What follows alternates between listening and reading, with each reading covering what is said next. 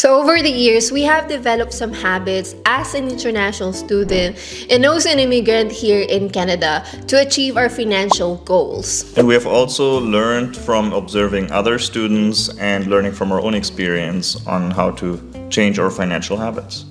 So in this video, we are going to discuss with you the habits that making you poor here in Canada. If you're interested with that, please continue watching.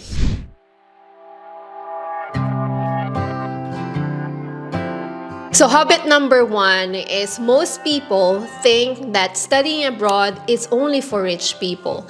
So way back when we were studying, they thought that we have tons of money enable for us to study abroad. But in reality, I only have saved up like few dollars in my bank account to afford here in Canada. Yeah, so many international students that we have met are actually just surviving and worked and saved really hard for many years just to fulfill their dream to study in Canada. Yeah, so that's number one mindset that you have to change, that like studying here is not just for rich kids. You can also do this just by saving your monthly income so that you can afford to study here. Habit number two is when you're buying things that you don't actually need here in Canada. Some students, not all of them, just buy so many things that they don't really need just because of comfort or laziness. For example, getting your coffee at Starbucks or Tim Hortons every day, or eating out all the time because they're too lazy to cook their home food. Or even like buying expensive mattress if you can just buy like the $200 mattress with the same quality, right? I do believe that you also need to invest to quality products so that it will last longer. But do you think it's better for students to just buy cheaper ones? I think first of all, they should only, or anybody should only buy what they really need and also what they can actually afford. Another problem could be that especially international students have saved up so much money when they come here, sometimes $30,000, and they made their first tuition payment, but they still have $20,000, and it's just tempting to spend it on things, right?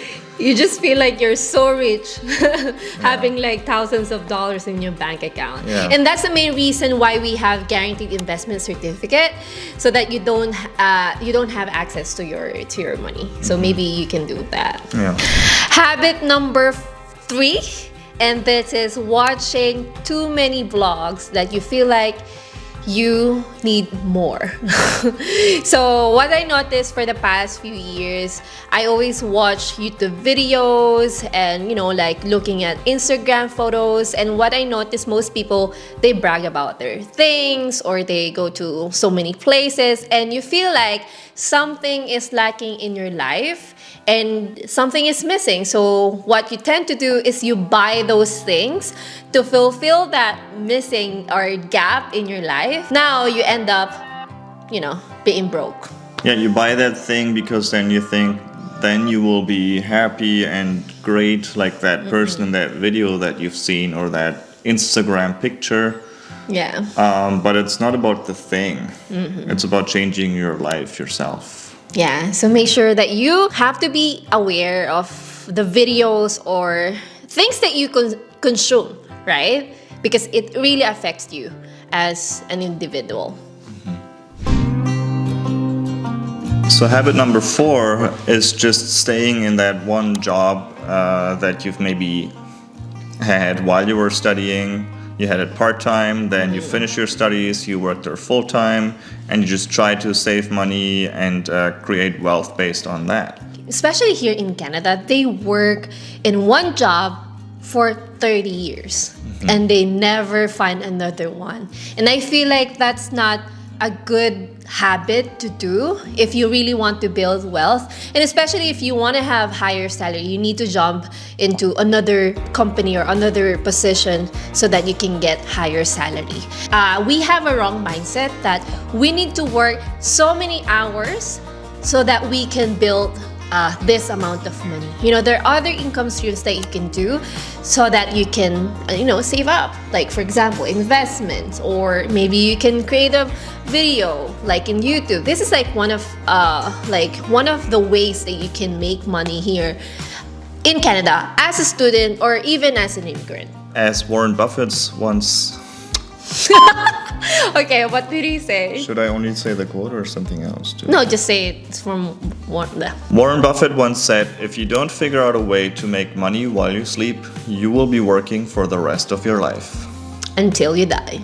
So another habit that making us poor immigrants and also international students is not understanding how money works. How does it work?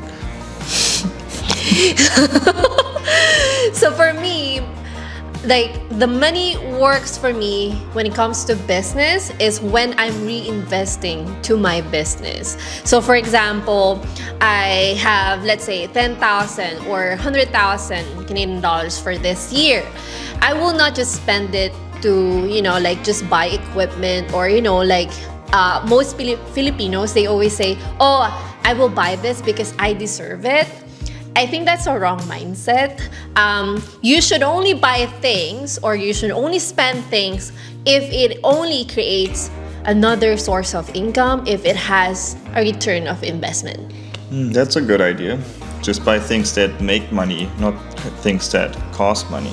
We have an expression in German. It's von der Hand in den Mund leben, and it means living from the hand to your mouth. So you work, you get something, for example, you get food, you put the food straight in your mouth, and it's gone.